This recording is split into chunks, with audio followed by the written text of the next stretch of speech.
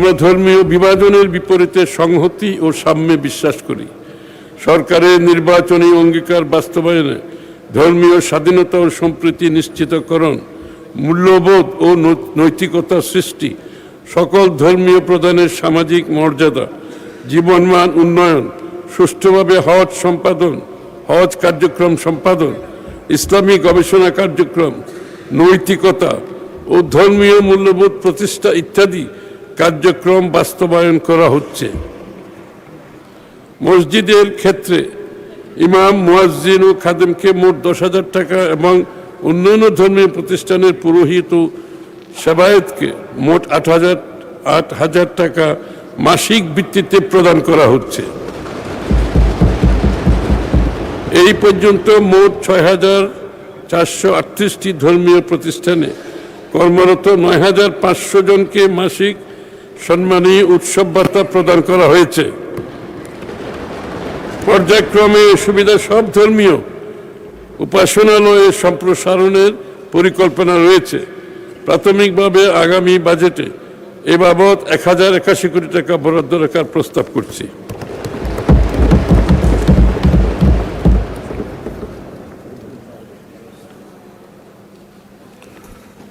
ওয়াকফ সম্পত্তির অবৈধ উচ্ছেদ উদ্ধার কার্যক্রমের অংশ হিসাবে 11টি ওয়াকফ স্টেটের 28.2 একর সম্পত্তি উদ্ধার করা হয়েছে।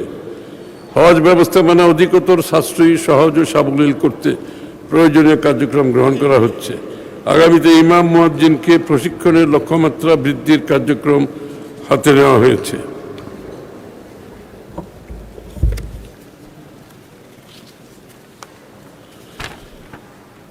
রাজস্ব খাত সংক্রান্ত প্রস্তাবনা।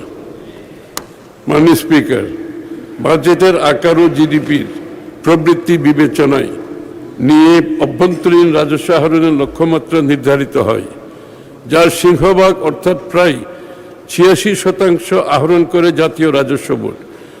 বিভিন্ন বৈশ্বিক অস্থিতিশীলতার মধ্যেও আমাদের রাজস্ব আদায়ের প্রবৃদ্ধি অব্যাহত রয়েছে।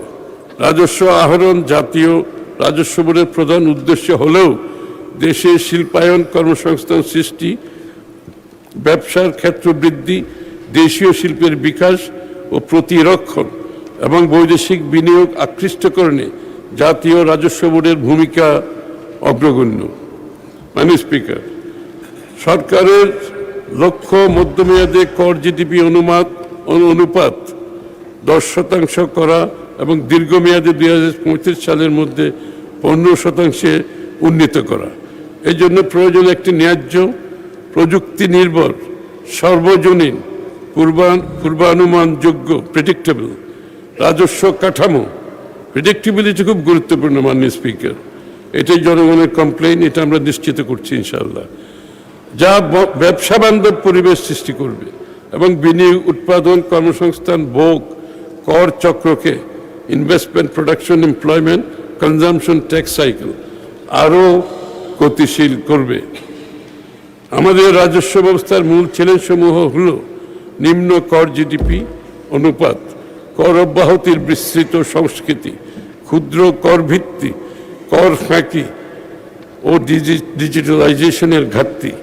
এই চ্যালেঞ্জসমূহ বিবেচনায় নিয়ে প্রস্তাবিত বাজেটে কর ভিত্তি সম্প্রসারণ, কর ফাঁকি রোধ, কর অব্যাহতি ধীরে ধীরে হ্রাস করা এবং রাজস্ব ব্যবস্থায় এন্ড টু এন্ড অটোমেশনের মাধ্যমে কর প্রদান পদ্ধতি সহজীকরণ, ব্যবসা বান্ধব নীতি সংস্কারের রূপরেখা গ্রহণ করেছি।